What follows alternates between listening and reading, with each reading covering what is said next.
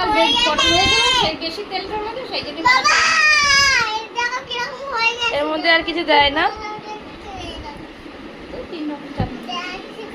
এটা কি জানি? এটা বাদাম। ভালো লেগেছে খেতে?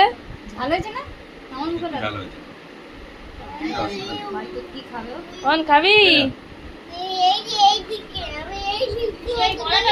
ঝাল দেই আমি খাই বড়াটা খাও বাবা, বড়াটা তো ঝাল দেয়নি তোমার জন্য।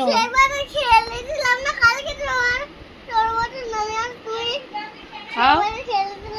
কি বলো তো?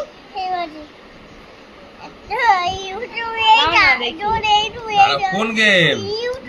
ইউটিউব।